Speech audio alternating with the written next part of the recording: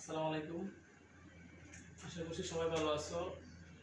তো আজকের আলোচনার বিষয় হচ্ছে বীজগণিতের অবজেক্টিভ সলিউশন। অবজেক্টিভ সলিউশন করতে গিয়ে আমাদের অনেক সমস্যায় ফেস করতে হয়।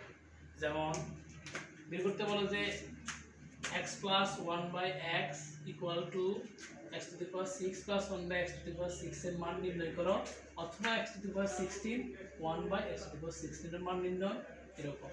এখন এই অঙ্কগুলো দেখে আমরা মনে করি যে ওই স্বাভাবিকভাবে আমরা যে সূত্রগুলো দিয়ে অঙ্ক করছি যে x square plus a square plus b square equal a plus b whole square minus 2ab, বা a cube plus b cube equal a plus b whole cube minus 3ab into a minus b আমরা চিন্তা করতে গিয়ে পরীক্ষা হলো ছাত্ররা কী করে শুরু স্টার্টিংটা করে কীভাবে এইভাবে শুরু করে। তো এটা শুরু করতে গিয়ে এটুকু লিখে আবার এটা লেখে অবজেক্টিভটা হয়, কিন্তু মূলত এই অবজেক্টিভটা হচ্ছে টাইম কিনি। তো এই জিনিসটা আমরা এভাবে করলে তো আনসারটা ট্রু হয়, ঠিক আছে, কিন্তু মূলত চাইছে কি যে x plus 1/x equal two 2 হলে এই জিনিসটার মান এত, এর মান করো কত, অর্থাৎ এই জিনিসটা যদি আমরা করি যে x plus 1/x equal two এত, x দ্বারা গুণ করলাম তাহলে হলো কত x স্কয়ার প্লাস 1/x, আর x কাটা গেল 1 আর 2x।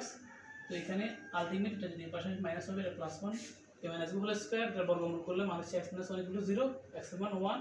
ওই আমরা x টু দি পাওয়ার 6 এর জায়গায় 1টা বেলটা বসাইলে মানটা হচ্ছে কত 2। মূলত সাইজে আমার কত সহজে করা যায়।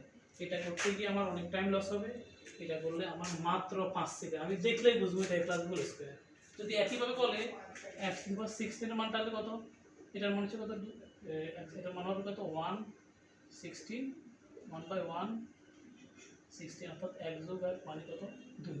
যদি এটা 24ও বলে ঘটনা কি একই রকম, অর্থাৎ 24 1 যোগ 1 সমান 2, এটাই।